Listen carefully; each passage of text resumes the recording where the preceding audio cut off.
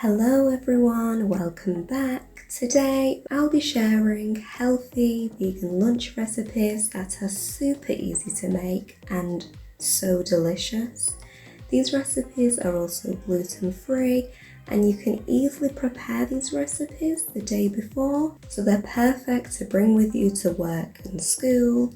And feel free to subscribe if you like these recipes to keep up to date with more delicious, healthy recipes. First recipe is this sweet potato dumpling soup. We'll begin by cooking the sweet potatoes. So bring the sweet potatoes to boil in a pan of boiling water.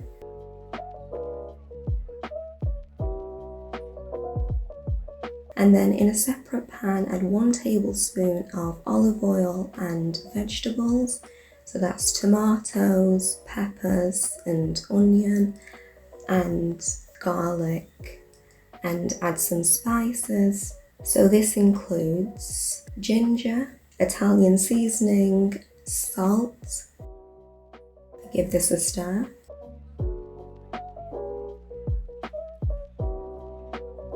Then add some water to the pan and some coconut milk.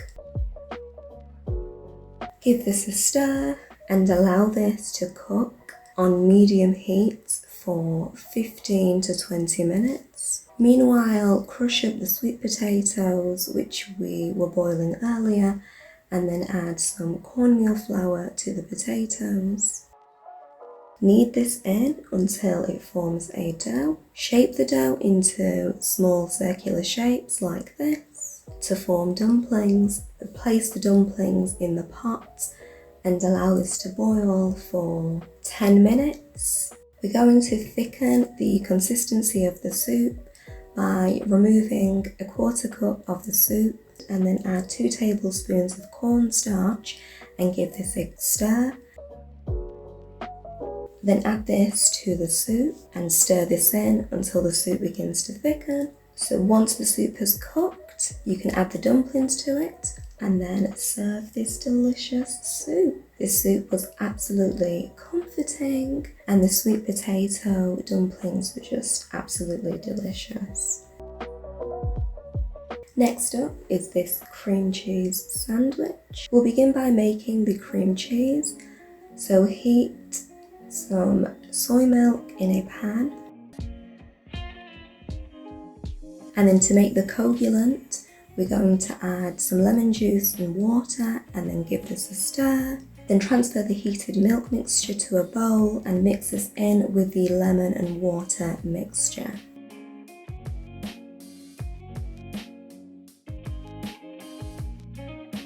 Give this a stir and then let this sit for about half an hour. We're going to strain the mixture by pouring it through a cheesecloth.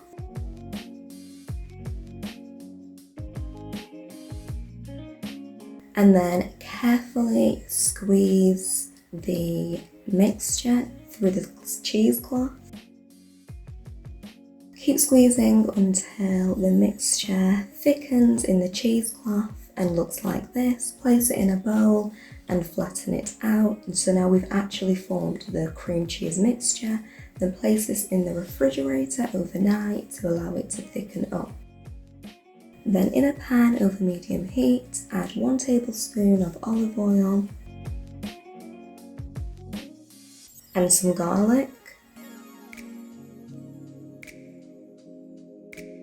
Then switch the heat off immediately and saute the garlic for a few minutes. In a separate pan, we're going to steam some callaloo, or you can use any leafy green of your choice. Steam this with some strips of carrot. I just use a potato peeler to form the strips. I'm also adding onions for extra flavour. And then allow this to steam on a low heat for about 5 to 10 minutes. Then to make the cream cheese sauce for the sandwich, we're going to combine with some boiled sweet potatoes, nutritional yeast, black pepper, salt, rosemary. Add the sautéed garlic in the olive oil and then blend this up. As I'm using gluten-free bread, I like to reheat this bread for a while in the oven, then transfer the cream cheese sweet potato sauce to a bowl, and also adding an extra teaspoon of olive oil to heighten the flavours.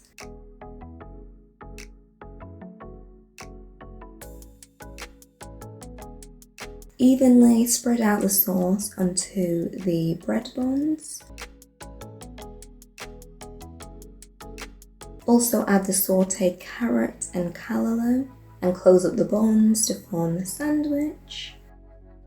I'm also adding some rosemary, and now you've made this delicious cream cheese sandwich. Final recipe is this sautéed green and quinoa bowl. So we'll begin by cooking some red beans.